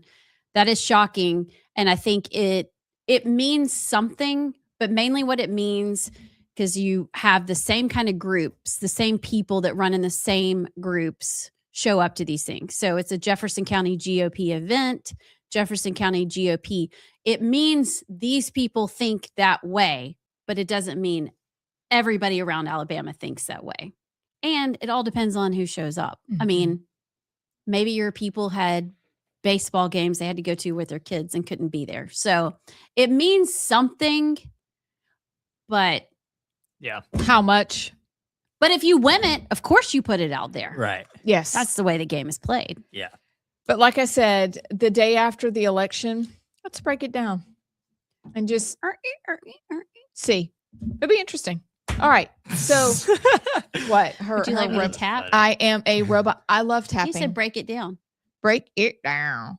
Anyway. Wicka. Break it off. What a boomer. All right. Now, next. That sounded like one of my professors in college. Axios reports Iran has made an offer to reopen the strait, end the war, and postpone nuclear talks. This comes after Trump postponed a trip to Pakistan because Iran's offer wasn't good enough. A, is this true? B, do we take Axios at their word? Have they told the truth before? And C, I heard something different even after this was out there. So what are you guys' thoughts? What do you think? I think that the 60-day War Powers Act ending is coming up on April 29th. And I think that matters. I think we need to pay attention to that. It does. And I'm not sure Trump has an exit strategy. Maybe this is it. Just, I don't know what he does from here, because April 29th, you have to have congressional approval. Like, I don't know what I guess that's my answer. I don't know. Yeah, I think, but here's the thing too. Iran knows that. So even if even if they're not winning in terms of like pushing us back or actually, as long as they can have the straight and cause chaos and just hold their ground where they're at and just like survive past that, Congress is not voting for a war in Iran. It's not happening. So if they get past that threshold, and that's another point where they have leverage, because I think this is one of the few negotiations or something in terms of foreign policy I've seen Trump go into. And genuinely, I don't feel like we had the leverage in the situation. Most of the time, well, Ukraine will be one we probably didn't either, but that's kind of why it's been stalled. But we haven't had leverage in terms of controlling the strait or actually taking out their enriched uranium and such. And we don't have the leverage with congressional. We're going to have Congress vote for this war past a certain point. So Iran has the leverage in both situations. So Trump may publicly say, we're not going because the deal that they offered is ridiculous. The only way we're going to do a deal is if they agree to never enrich uranium, yada, yada, yada. That's great. But if we're inching towards the point where we're going to have congressional approval, it may just have to come to a point where like we have to agree what we have to agree to declare victory. And here's one more part of it too. If we're going to get out of this, the only way I see us for real getting out of this is if we have something that resembles the JCPOA, which is what Trump, ever since 2015, said was one of the worst foreign policy decisions we've ever made as a nation. What is the JCPOA? That is the Iranian nuclear deal that Obama brokered that had several nations pretty much monitor Iran and their nuclear situation, and that there was incentives with money if Iran followed, and abide by the agreement, then they get paid and such. And it was deemed a failure by Trump because we were paying the Iranians. So he killed the nuclear deal when he came into the presidency in 2016. Well, if we have another JCPOA-like deal and it's declared a victory, that's not a victory because that's what Trump's been bashing for years. So the only way I see us coming through it and declaring victory is reopening the strait, which was open before the war. And, we've got this amazing deal with the Iranians, the art of the deal. And it's just the deal we had before Trump came into office. That's just not a victory, in my opinion. So I don't know either. I have no idea how we're going to declare victory from this thing. I have Hormuz fatigue. Me too. Yeah. Here's what I do believe. As much as it looks like it's been a failure and it looks like we don't know how to negotiate with people who only speak war and power, I still don't believe we're putting all of our cards on the table. But I do not know how this is going to end. I don't. And I believe that there's propaganda from both sides. So this is what's been hard to see through. They're not telling us everything. We know that they're issuing propaganda. Iran's telling their people one thing, we're telling our people another. And then somewhere in the middle, there's truth. And also back to the beginning, I have Hormuz fatigue. Can we just please be done with all this? Please, y'all. Here's what bothers me. And it really is what you were saying, JP. Why? There was really no clear answer as to why we started this war in the first place. But if I had to say, it was to free the Iranian people because they've been under this oppressive government and to make sure that Iran never has nuclear weapons and to get rid of those, which we said we did like a year ago. But now all we're talking about, I haven't heard anybody talking about the Iranian people. Agree. Haven't really heard much about, Trump said, well, we're not going to do anything because you got to get rid of the nuclear. Okay. All I hear is the Strait of Hormuz. And so it makes me think that is going to be their scapegoat, their exit ramp, their victory is like, it's open. No, we haven't gotten anywhere. We have spent millions of dollars, time, we've lost lives, and there was never really a clear reason or a clear end goal. And so how the president needs this power. We need to have these wartime power acts, whatever. But dang, it's looking like this was kind of an abuse of it. And it's unfortunate. Mm-hmm. It's why we're all so tired of this. So tired of it. Yep. Because we kind of look silly. I'd just be done. Yeah. Imagine all of the capital in terms of deterrence we got from the Venezuelan op. And then we got stuck into a quagmire with Iran and then declare victory on the way out, even though we didn't have really an object. Like that just will undo all of the deterrence we gained from Venezuela. It'd be kind of embarrassing. Not kind of, it would be embarrassing. Let's say if it ends on April 29th and we can't do anything further, we're worse off than we were when we started. Yeah. On that good note, we'll be back.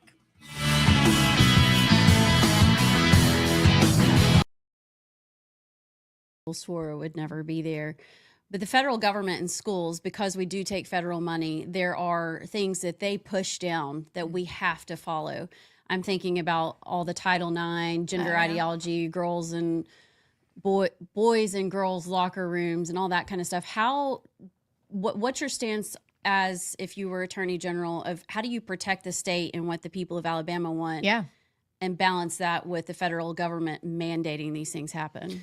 Yeah, so not to nerd out on you, but like in 2016, I wrote this paper before I left API called Selling Our Sovereignty.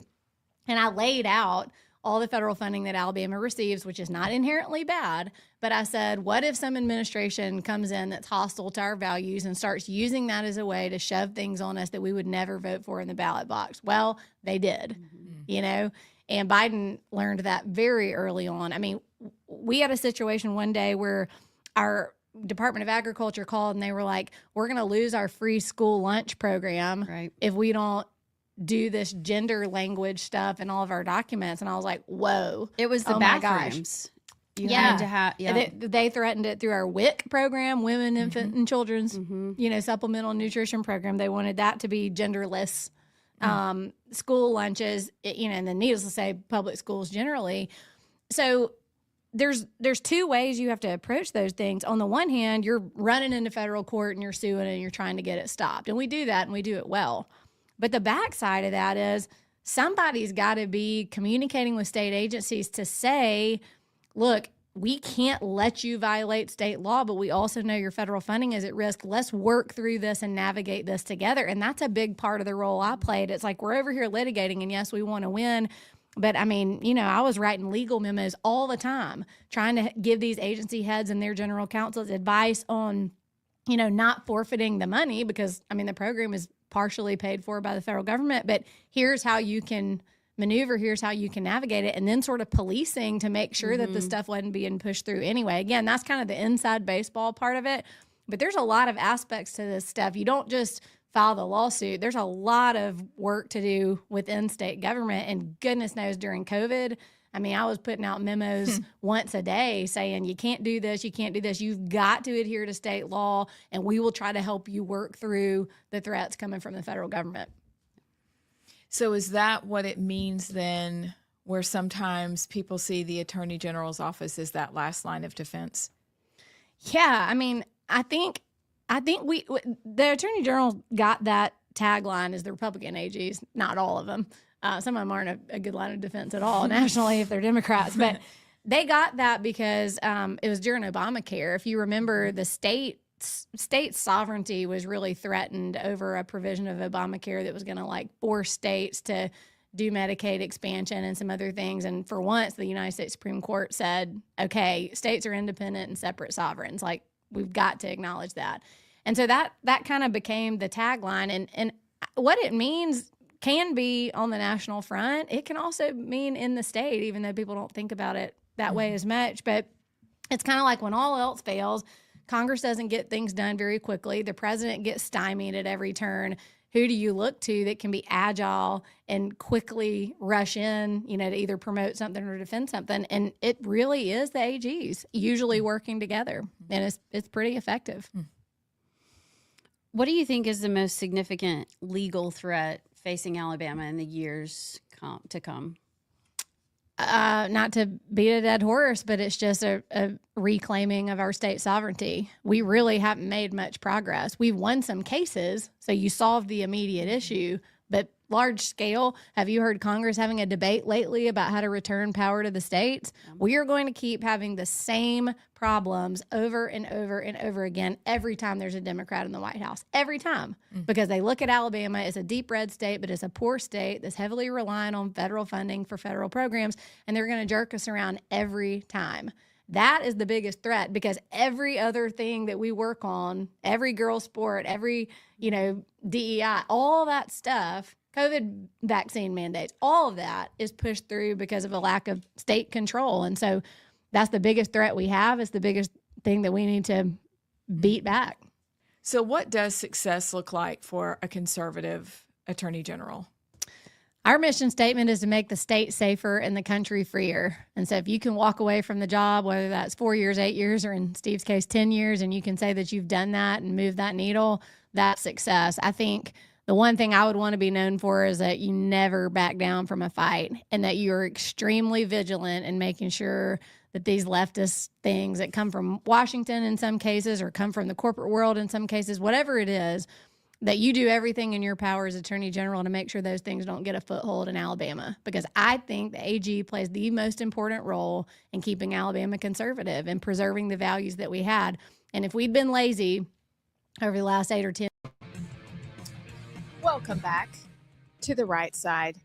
I am Amy Beth Shaver, Allison Sinclair, and we're with JP. And everybody, just so you know, we're Ashley's new favorite show, and we hope we're yours as well. So thank you for that. So we're going to jump in to one of our favorite segments that happened a couple of times during the week, but it gives us an opportunity to jump into stories that we may have missed or that happened over the weekend. And we like to call this segment The Three. Hi. That was on this weekend. Grease? Mm-hmm. Reminds me of my childhood. I know, right? I remember the first time I was allowed to watch that. Now I know what a bun in the oven is. Yeah, I didn't know. Do you know? JP, do you know? No. You don't know what a bun in the oven means? Okay, well, it was our old-fashioned way of saying somebody was pregnant. Oh, okay. Well, that makes sense. You didn't even say the word pregnant. you you used the word expecting. Or in the family way. They were in high school and they looked like they were 40. I know. Rizzo was Old. Red Rom.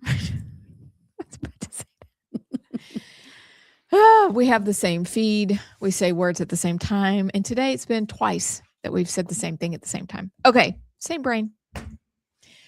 Okay. Poor So I know. Bless him. All right. JP, you're going first. I'm going first? Yes, you're going first.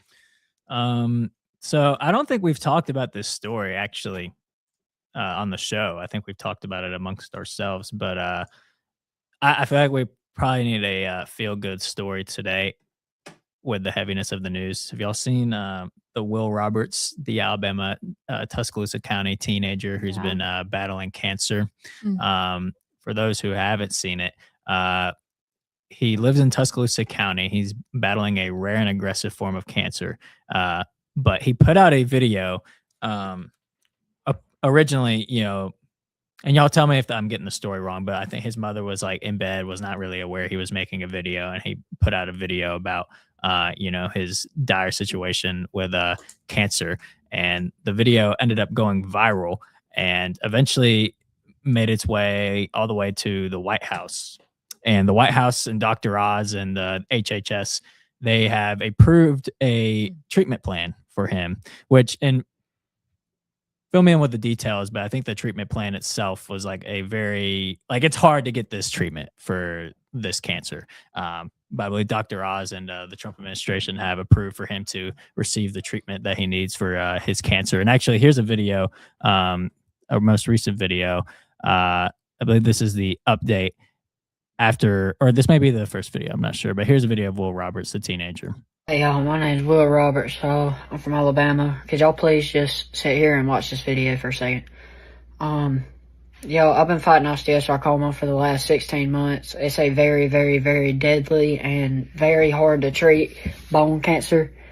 And my chemos are just not working, and I've been fighting it for a little bit now, January of 2025, and it's just not much is working. I mean, we've tried basically everything there is, and we're getting towards the end of the road, and I need help. Can y'all please just share this, like everything y'all can do to help get this video out to either President Donald Trump or Robert F. Kennedy Jr.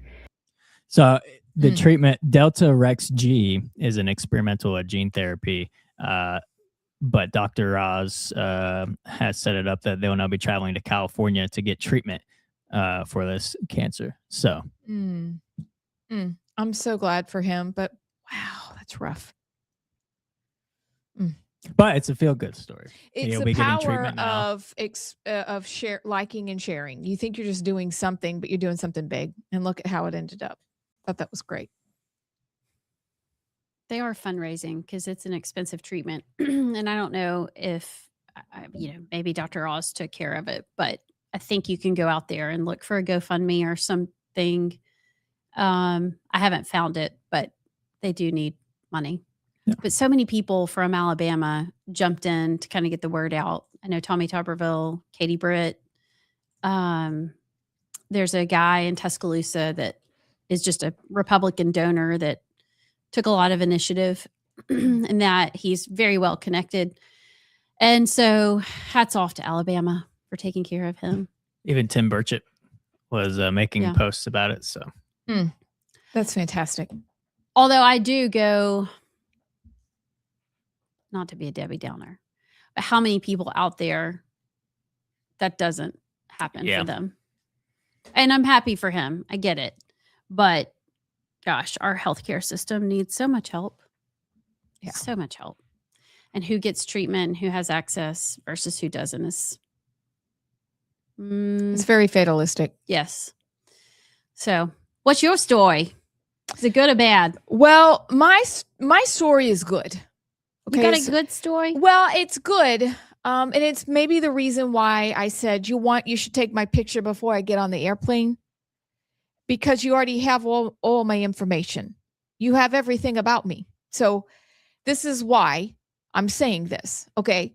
And I don't know if this has happened to you, but in Maryland, I think the governor, where they have like lobster and crab and stuff. I don't know. They say it's the South. It's not the South. It's the North. Anywho, let me grab my story. I just had it pulled up, but they are ending what they call surveillance pricing. Have you guys heard of this? No, I don't even know. What is that?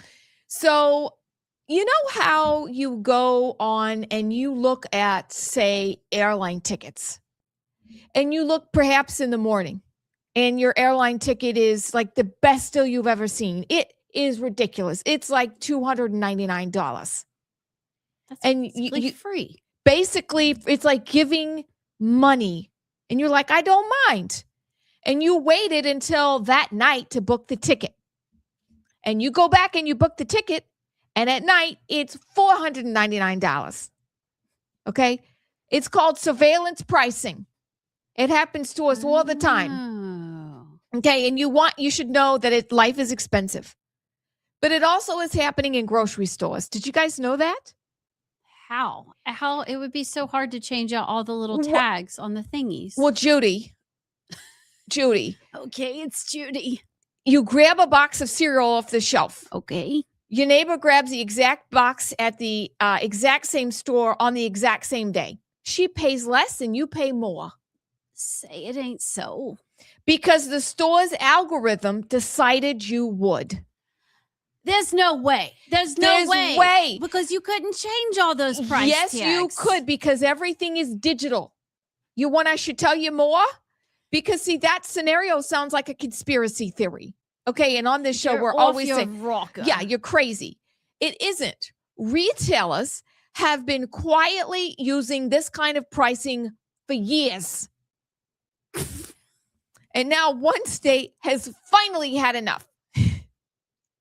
Maryland is set to become the first U.S. state to ban surveillance pricing in retail grocery stores and certain grocery delivery platforms. Governor Westmore, who's probably a Democrat, but I like what he's doing. He is.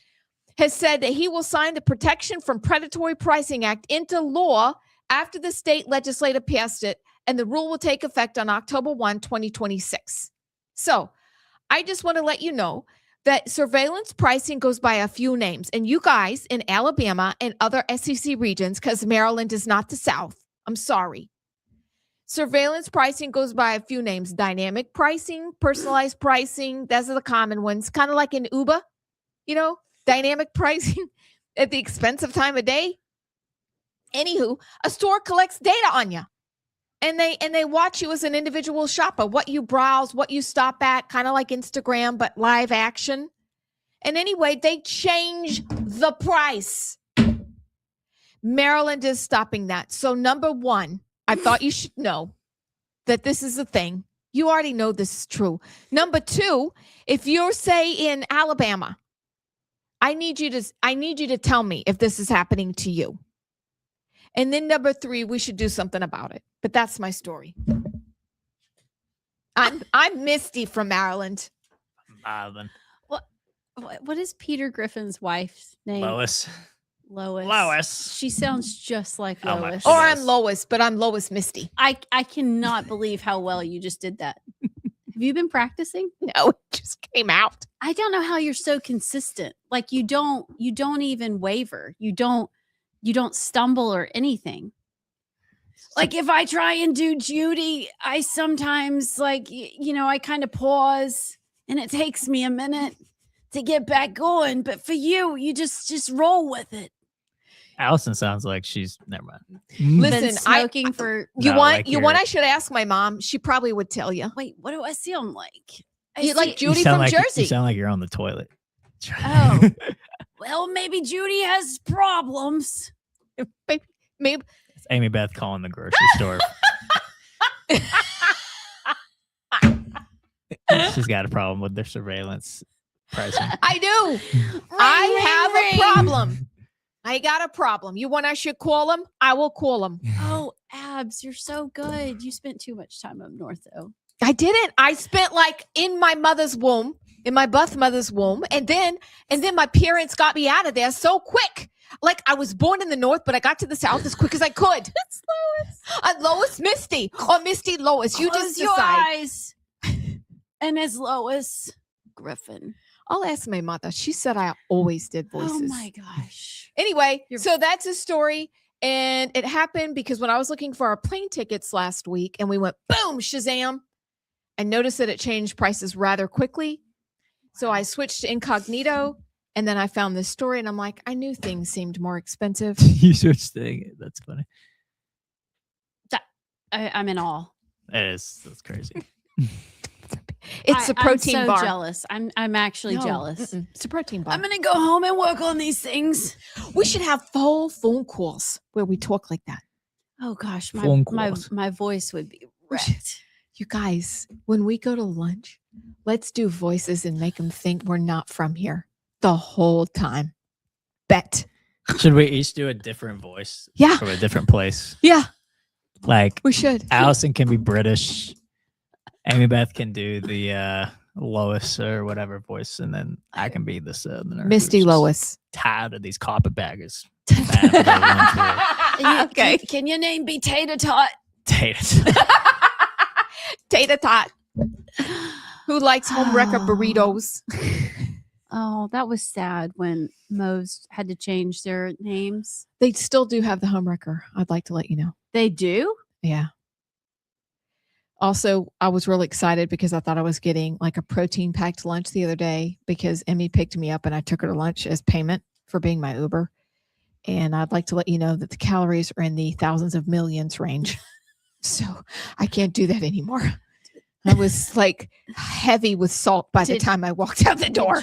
Your app did not like that. I may have lied. No, I couldn't lie, but I did have to cut back on what I was eating. I was like, really, this really puts just a buzzkill on your food when you have to register all your food. I want to live a long time. I need a reality check sometimes. Speaking of reality checks. Yes, ma'am. I don't think I can do this whole thing like this. I won't have a voice for tomorrow. But did you know that every new car in the U.S. What are you laughing at? You're just hilarious. I'm going to have to stop. It's going to hurt my throat. Okay. Okay. So y'all remember a while ago, we passed the surveillance kill switch. Yes. Car implementation bill. Starting in 2027, every new car required by law will have to have the technology that puts constant surveillance on the driver by 2027. Y'all, that's not that far away. Yes, It's ma'am. next year. I have that in my car right now, and I hate it. And I'm trying to figure out how to disable. So could you please keep reading and tell me how I can disable surveillance? I will Google that. Now, I'm sure several cars now do have it voluntarily, but what's going to happen in 2027, and it's pitched as a drunk driving. If your eyes look funny, if you're behaving weirdly, this AI technology can detect if you have been drinking. Therefore, it will not turn on your car for you to drive. Do you have that video that I sent you? I do. Ooh. We don't have to play the whole thing, but this is where this can go awry. By the way, this bill, 57 Republicans voted for it. Hit it. No. Now imagine there was an emergency outside the truck, an accident, something terrible on the ranch with a chainsaw. And I jump in this truck, but the truck, it won't shift into drive. Why? Because the cameras and sensors inside this cab won't let it shift, because it detects my eyes are big, there's a lot of emotion, there's some panic, and it doesn't feel that I'm fit to drive. Now that's not science fiction, that is happening because Ford just filed the patents. Ford actually has a series of patents down at the U.S. Patent and Trade Office that deal with the sensors and cameras inside the cab of their truck. And if the sensors in that truck determine that you're not fit to drive, that truck will not actually shift from park to drive. Now they already have a system. So they already have systems called telematics, which is what you have as well, that they're basically monitoring your driving all the time. They can collect data. They can put together a profile of you and your driving. This new one, though, will actually not allow you to drive and put your car in drive and start your car. It is a huge problem. Now, I looked it up on Snopes. Snopes, not Snoopy, not Snopes. Snopes. We could call it Snoopy if you want. Snopes. I can't remember. I haven't looked it up in forever, but and it's like, actually, it's not a kill switch bill, because it's not like you can just be driving down the road and the government can turn your car off. Okay, fine. You just can't start it. You just can't start it. Unbelievable. 2027. So maybe go out and buy a new car now. And at least it'll buy you like 5 more years before you have to like have this surveillance. And maybe by then this whole 1984 crap will be done. And we'll go back to like, see, I just want where you don't even remember this, JP. Do you remember when you had to like roll your window down with the My grandfather roller? had an old truck with that, but that's the only time I've ever used it. Yeah. And you had like a key that went in the ignition. Oh, you still have that. don't you? Yeah, I still have that. And yeah. you had to unlock your car. You had to pull. It's called a lock. We did have that. So yeah. Here's the let's thing, go though. back those days. I hate that.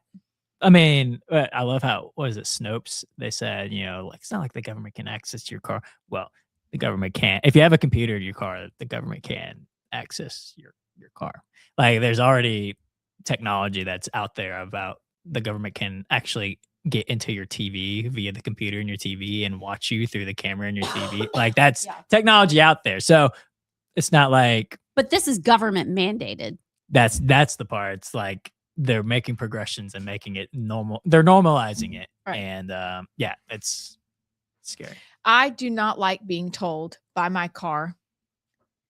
Her name is Ellie. I do not like being told by her to sit up. Driver inattention detected. What? Really? I wish I were joking. Yeah. If you get out of the lane or you don't put your blinker on, she will not really want to let you get over into the lane You you're can turn that merging off. into. I know that.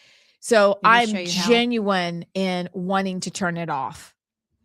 Even they'll send me alerts, and I know they do that on other cars, but like they sent me it's time to come in. Let us help you set up your appointment. Like it is, take me to your leader. The problem is I love my car and we're going to be together a long time. It'd be better though if they would stop collecting all my data. Wait, driver inattention detected. So like it reads If I even get out of like full sit up, 10 and 2, it's like driver inattention detected or blinker not on, and I'm trying to merge. It literally tries to make it, the wheel stiffens a little bit and it gets hard to merge because I just want to go over because I'm on the parkway. There's nobody on the road. Things like that. It will bark at you for, I don't know what it was saying to Chris the other day. It is very annoying. However, I love my car. But the idea that our government could do this and we're just trying to help DUI. Come on. That's just stupid. Scary. It's really stupid. So anyway, how about just call people an Uber if they're at your bar? It was Mothers Against Drunk Driving. That's what's written in the bill. It's, and it sounds great. Noble cause, but this is the unintended consequences, and it's going to be a poop show. My gosh. And just another way that the government can screw you. Yeah. Yeah. Well, what if you just have big eyes? What if you just have red eyes that make you look, under the influence, and you got to get somewhere? Your wife's having a baby and you got, I don't know. Things look out of sorts. Things look out of sorts and you look a little drunk. Oh, sorry, you can't drive. Like And before anybody comes at us, my daughter was hit by a drunk driver and she almost died. But I still don't think that gives the government the right to do these things with our cars. So, no. I will say so it will bark at you if it thinks you have inattention. Like, Oh yeah. I don't know. Maybe I've had one close call with sleeping while driving. So maybe that would be one that I would just wake me up. Yeah. Who knows? But when we decided we needed the Patriot Act, we didn't realize we also decided to give up all of our freedom. So, can I do a PSA? Yes, ma'am. Go ahead. Did y'all see Will Ainsworth's post about his tick bite? I did. Yes. Okay. Well, I'm really glad you're still alive because, oh wait, we can't say that. We can't. I know what you're going to say. It would have stunk. Anyway, but he posted a picture of a tick bite. Didn't think anything about it. It was a tick. It obviously had been there a while, red around, and he's an avid hunter. Well, a few days later, he starts feeling really bad, headache, nausea, like extremely sick. Goes to the doctor, and they told him he had Rocky Mountain spotted fever, which is, we have a family friend who had it that was so sick. And if it's not caught early, it can be really, really dangerous and fatal. So Will Ainsworth had a great doctor, got him on antibiotics. Pay attention. Like my son went camping this weekend and I was such a mom, and they're 24 and I sent them all texts, be sure and check for ticks. And I used Will's, like this. And apparently ticks are really bad. Peter McCullough put out a thing about tick bites. This is specifically with Lyme disease, but it goes with any tick bite. You want to get it disconnected as quickly as possible. Tick bites, if they stay on longer than 36 hours, that's when they can really transmit diseases. If you can get antibiotics, specifically doxycycline is what is called for, high dose of that, within 72 hours of having the tick bite, you have a very good chance of being okay, specifically with Lyme, not transmitting. But y'all, please pay attention. And it kind of makes you, It's like, sometimes if you walk into a thrift store, you start itching. Mhm. Like yesterday, we did go on a little walk through the woods, and I was like, you start checking your hair and behind your ears, and like, just it's preventable, but just ticks are supposed to be really, really bad. Glad Will Ainsworth is still with us. I think he has more to do for the state of Alabama, but like, I don't want you all to die either. I've pulled 2 off of my husband Ah, at one time because he'd been in the yard. So what she's saying is very accurate. I bet you've had your own experience with ticks. They don't just get on your dogs, but when they're out, and my husband loves, just like yours, yard work. He loves it. Yeah. So please, just beware. I do have a question. Yes. What is the best way to remove them? I use tweezers, but I dip them in. I burn the ends. Okay. And then I just pull it out, and then we either step on it or burn it just for fun.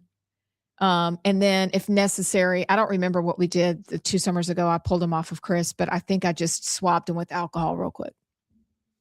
The site. What's the credit card thing? Have you I heard don't the know credit about card that. one? I haven't heard of that one. I just do tweezers. But you got to be sure and get the head and the little. Yeah. Yes. I've all of my tweezer pulling of ticks has been successful. No heads have been left behind. But yeah, I've actually had times. I've had one time when I was in the woods and I felt something crawling on me, and it was a tick, and it was crawling up my leg, and I tried to flick it, and I initially missed, and then I saw him run, and I saw he started to and I freak, and I was like, okay, I gotta go. I'm not getting ticks out here. They're scary. Hate them. I did hear, for a while, everybody was saying burn it. You're not supposed to burn the tick. Not while he's on you. Not right? while he's on you, because it makes them kind of spit all their stuff into your system. They are evil, dude. They're little demons. I would like to ask when we get to heaven, if I can remember that, why God made them. It's making me itch. I know. I'm having itches in my eyebrows right now. Like, have y'all seen the videos where they inject the ticks with fluid, and they swell and swell and swell, and then like little olives? That's such a man thing to do. Such a man thing. By the way, Mr. Man. Mr. Man, do you have a Gen Z word of the day for us? Because there's been requests. Quick, Google. Quick, get one. Type. I gotta think of one. No, you can do this fast. We've even used some for my gosh. You know what the top Gen Z word of the day popped up from AI Overview was? Take a guess. Okay. Allison has said it so many. She said it Clock today. it. She's no. Riz. Yes. That was the top one that came up. What is Riz? Riz, derived from charisma. Actually, I didn't know it came from charisma. It refers to someone's ability to charm or flirt, often used as, quote, Riz up. Riz up. Here's another. What Here's about another good pull one. up? I use this one a lot. Cooked. Yeah, my kids use that. There's several. What does it moments where mean? I'm just so cooked. You're in trouble. You're just done. You're in trouble. Mm-hmm. But that's different than they cooked. Yeah, they cooked means they did really well. That was really good. But when you're like, dude, I'm so cooked, you're in trouble. You're like, out. Yeah. I use this one a lot too. Crash out. You do use that one. Yeah. Usually when you're about to tell us that you threw your phone across the room. Yeah, or something. I'm about to crash out. I have those moments. Glaze is another one. Glaze? Yeah. I don't know that word. To flatter someone excessively. Oh, I haven't heard that. Like a donut. Very unfamiliar with that word. Yeah, it's like if you're talking about your favorite athlete. Much. It's like, I don't mean to. You always have to do. It's like when you say no homo. It's like you have to not to glaze, but. Oh. I actually said the last person I said no homo to. You know who it was? Wait a minute. Yes, I do. No, it was Allison's son, Connor. What? Wait. He came and it was at the master's party, and he handed me my transfusion, and I go, I could kiss you, and I go, no homo, of course. He was like, oh yeah, of course, dude. Oh, was that the first transfusion or the 10th one? It was the first one. Are transfusions big? Well, they put them in solo cups to the brim, so yeah. What's in a transfusion? I just have to say, I didn't drink a thing that day. What's in a transfusion? I actually don't remember. It's vodka, grape juice, ginger ale, and lime. Sounds delicious. It's like a master's drink. Mhm. Kind of is what it's known for. That's got flavors Chris likes, so I'll have to remember that. Yeah. I don't really make mixed drinks. I'm not that fun, but I'll keep that in the back of my mind. Well, never mind. I can't say that. Okay, we don't have time for Would You Rather. No, we don't. Okay. Would you rather have 10 transfusions or have a tick stuck in your arm? Ugh. 10 transfusions, you would feel terrible the next day. I would have a tick. I would take the tick and just get it off real fast.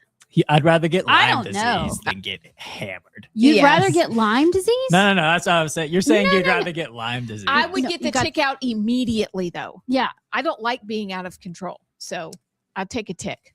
Ugh. That mother's 10 coming out transfusions. just like that. Hold on. Last week I kind of came up with it naturally. This is how we're going to end the show. Y'all, we will see you tomorrow. And until then, make good choices and stay on the right side. Toodles.